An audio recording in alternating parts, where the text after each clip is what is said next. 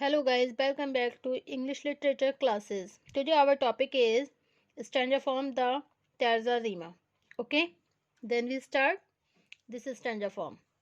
The terza rima, as its name suggests, is a tercet or a stanza of three lines, rhyming the first and the third line together, and the middle line rhymes with the first and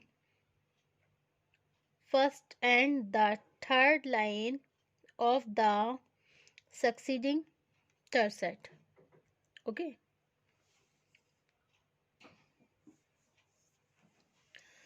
in this way it forms a unit in a running series of tercet.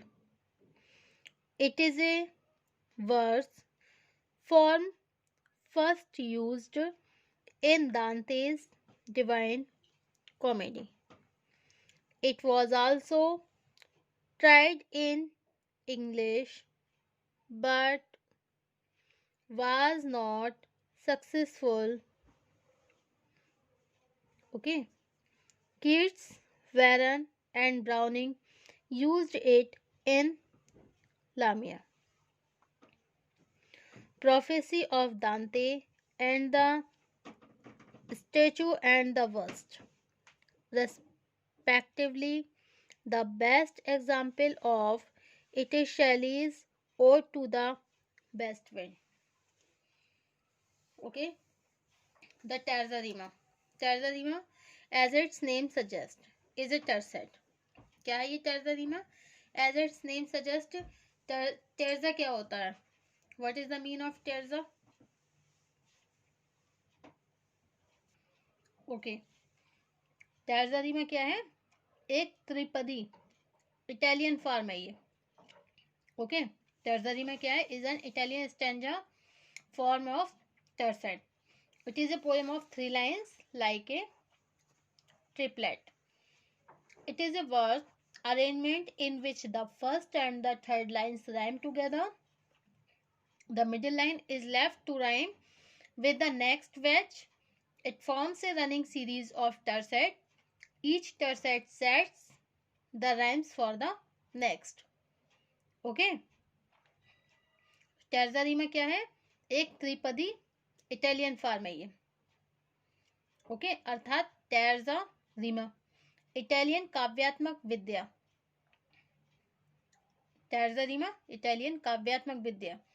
tercet का मतलब क्या होता है? तीन पंक्ति वाला. ये है ना tercet. tercet का मतलब क्या होता है? तीन पंक्ति वाला. ओके, तीन पंक्ति वाली है ये. यह तीन लाइनों की कविता का समूह है. terza rima क्या है? It is A three line rhymes. Okay, तीन पंक्ति वाली है ये. तीन लाइनों की कविता का समूह जिसमें पहली और तीसरी लाइन से क्या है? तुकबंदी होती है.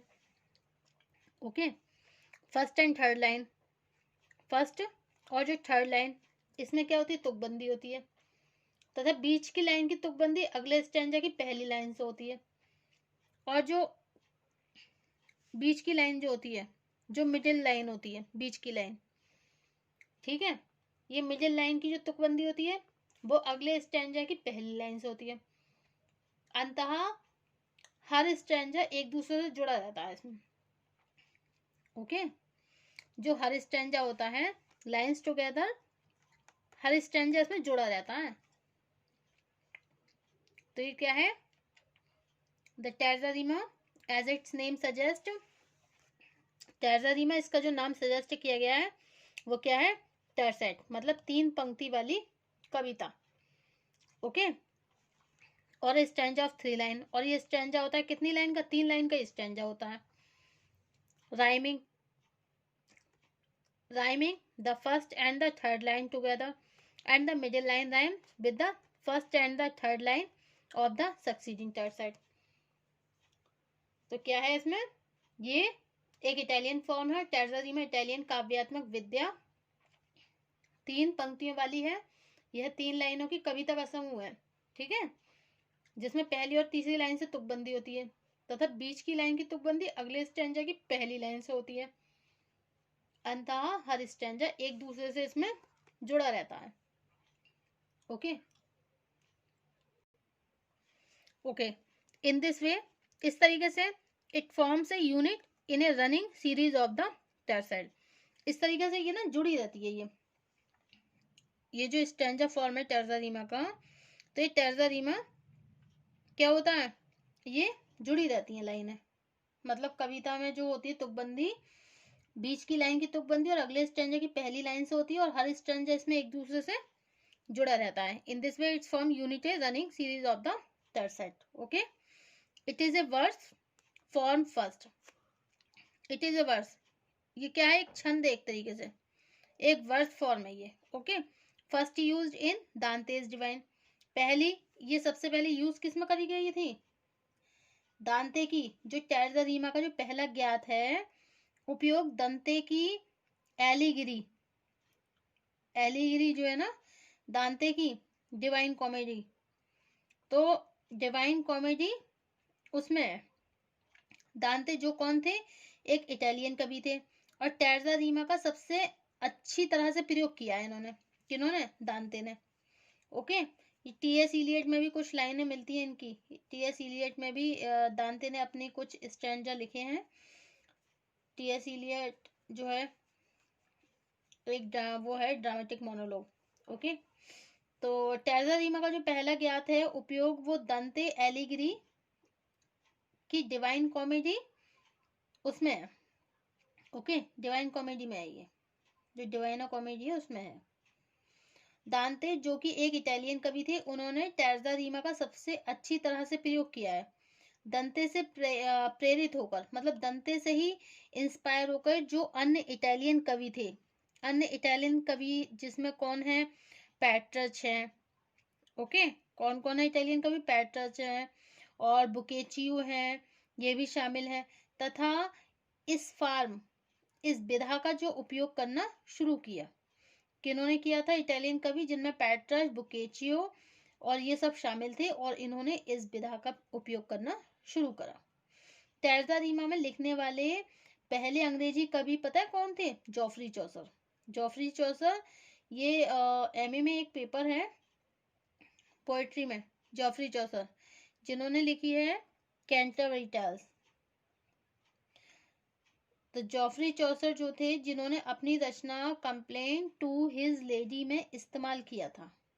Pilgrimage of the Canterbury Tales ये जॉफरी चौसर के द्वारा लिखी गई बुक है। ओके, तो जॉफरी चौसर जिन्होंने अपनी रचना कंप्लेन टू हिज लेडी में इस्तेमाल किया था, वैसे अंग्रेजी साहित्य में मतलब इंग्लिश लिटरेचर में भी यह फॉर्म उतनी ही सफल नहीं हो सकी। मतलब टर्जा रीमा में लिखने वाले अंग्रेजी कवि सबसे पहले कौन थे, जॉफरी चौसर थे, जिन्होंने अपनी रचना टर्जा रीमा में सबसे पहले अंग्रेजी कवि जॉफरी चौसर ने जॉफरी चौसर थे जिन्होंने अपनी रचना कॉम्प्लेन टू हिज लेडी में इस्तेमाल किया था। वैसे अंग्रेजी साहित्य में यह विधा, ये जो फॉर्म है उतनी सफल नहीं हो सकी। निम्नलिखित प्रमुख अंग्रेजी के कवि भी हैं, मतलब बहुत सारे कवि भी हैं जिन्होंने टर्जा रीमा का उपयोग अपनी कृतियों में भी किया है, मतलब अपनी रचनाओं में भी किया है। ओके, तो it is a verse form first used in Dante, सबसे पहले दांते ने यूज करी थी, और डिवाइन कॉमेडी में। It was also tried in English, ये इंग्लिश में भी इन्होंने यूज करी, लेकिन वाज नॉट सक्सेसफुल, लेकिन सफल नहीं हो पाई। Keats, Byron and Browning used it in a Lamia. अच्छा, कीट्स ने, वेरन ने, ब्राउनिंग इन सब ने भी यूज किया इसे, किसे, टर्जा रीमा को। लेकिन सबसे पहले जो कवि थे वो कौन थे, दांते। ओके, अब prophecy of Dante and the statue and the bust respectively, बड़े सम्मान के साथ। The best example it is the Shelley, अब शैली का भी एग्जाम्पल है, जैसे ode to the best friend है, ये किनका है, ये शैली का है। Ode to the best friend ये किसके द्वारा लिखी गई, शैली के द्वारा लिखी गई है, तो इन्होंने भी टर्जा रीमा का उपयोग किया है।